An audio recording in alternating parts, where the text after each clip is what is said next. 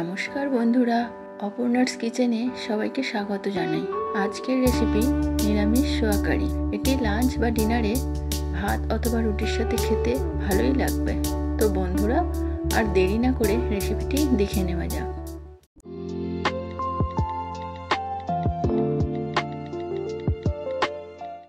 নিরামিষ সোয়া কারি বানানোর জন্য আমি এখানে নিয়ে নিয়েছি সোয়াবিন।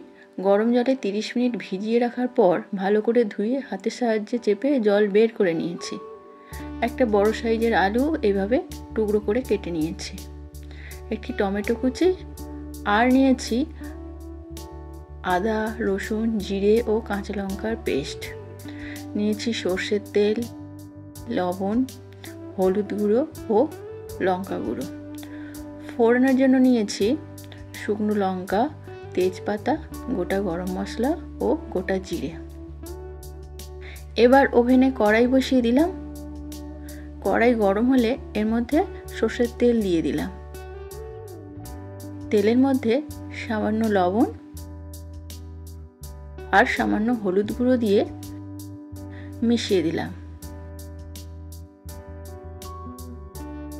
এবার এর মধ্যে সয়াবিন দিয়ে সামান্য নাড়াচাড়া করে একটু ভেজে নিয়ে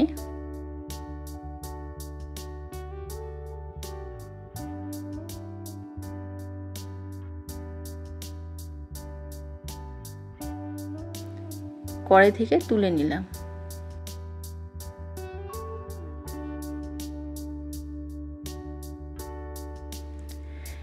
এবার কড়াইতে সর্ষের তেল দিলাম।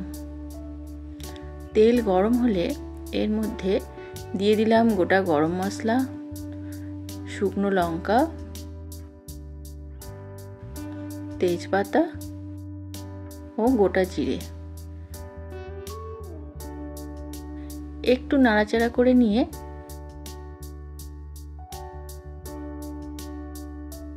কেটে রাখা আলু এর মধ্যে দিয়ে দিলাম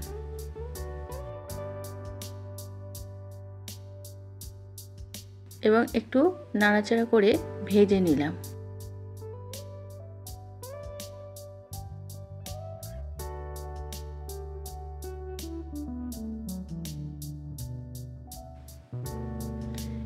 এরপর এর মধ্যে আদা, রসুন, লঙ্কা ও জিরের পেস্টটা দিয়ে দিলাম। একটু নাড়াচাড়া করে এর মধ্যে টমেটো কুচি দিয়ে দিলাম এবং খানিকক্ষণ কষাতে থাকলাম।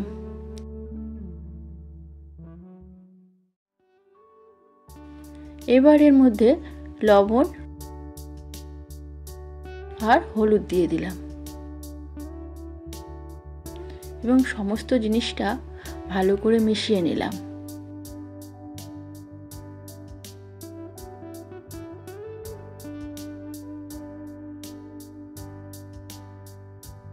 কড়াইয়ের গায়ে যাতে লেগে না যায় তাই সামান্য জল দিয়ে দিলাম এবং ভালো করে কষাতে থাকলাম।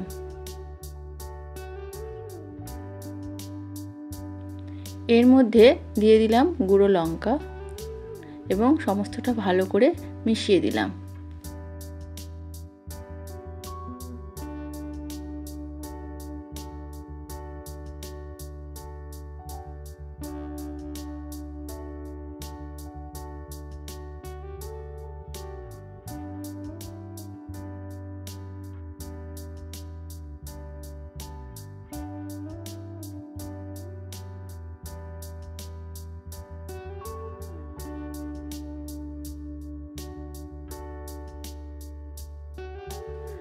খানিকক্ষণ কষানোর পরে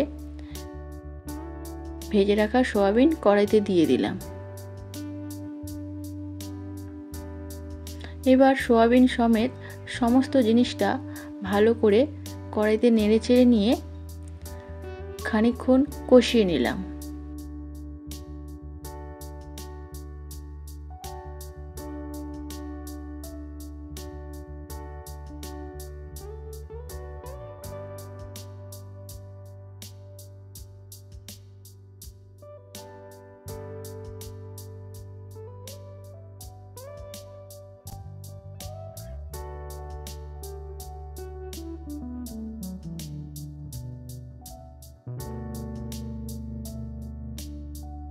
এবার কড়াইতে জল দিয়ে দিলাম।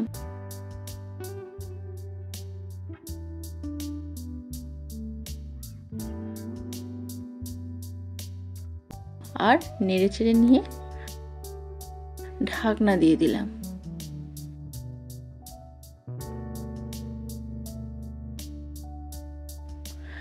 পনেরো মিনিট পরে ঢাকনা খুললাম।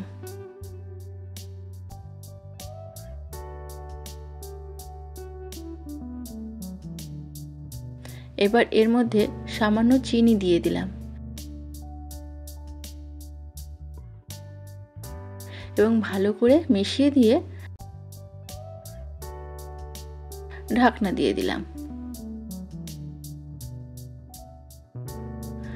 Soybean curry ready. তো বন্ধুরা, রেসিপিটি ভালো লাগলে ভিডিওটিতে লাইক করবেন, সঙ্গে কমেন্ট করে জানাবেন। চ্যানেলে নতুন হলে চ্যানেলটিকে সাবস্ক্রাইব করবেন। ধন্যবাদ।